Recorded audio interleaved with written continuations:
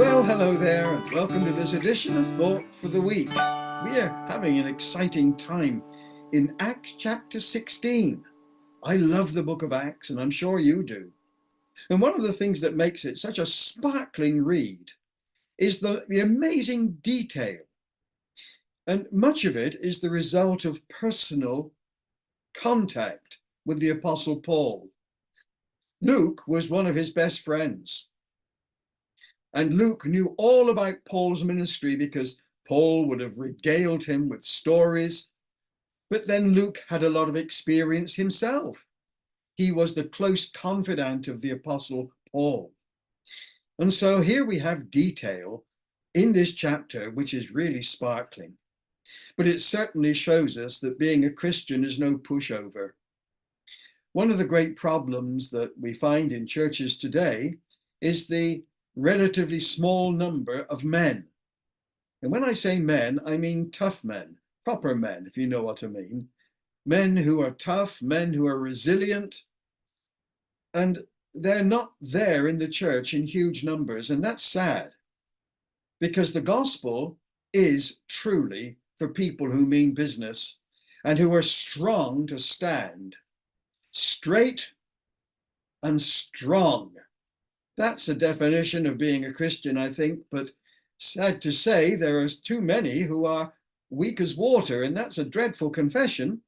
And so we really need to look to ourselves, particularly in these days when we're surrounded by so many tremendous challenges. Well, we're in good company here, because Paul and Silas were very, very much conscious that to serve Jesus is to run the risk of being beaten up severely and left for dead. And that's what happened to Paul on several occasions, and this is one of them. He'd just been thrashed to within an inch of his life, not for some serious crime or misdemeanor, but because he had dared to minister to a slave girl in the name of Jesus and bring deliverance for her. But it also meant she was no longer of any use to her owners. Cash was involved. And as we often see in the case of legal decisions, money often changes hands. And this is obviously a case here. And so Paul was arrested and beaten severely before being slung into the inner part of a Roman jail. But what was Paul's reaction? Now that's the thing. Look at verse 25 of verse 16, of chapter 16, and I think you'll be pretty startled. About midnight, so it's pitch black, it's in a dingy, hideous, filthy Roman jail, in the inner part of the jail, with their feet in stocks, having been murderously beaten. You can't think of a worse situation. They'd been beaten to pulp. They must have been feeling like death.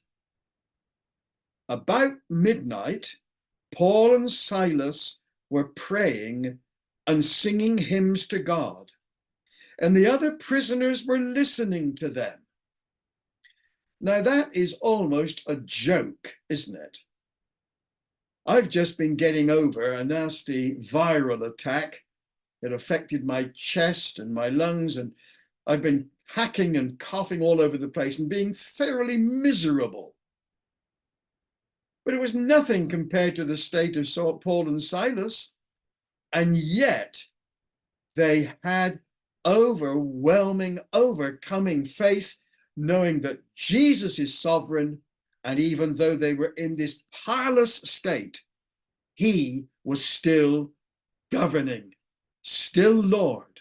And it encouraged them to press on. More of it tomorrow. But for now, the Lord bless you.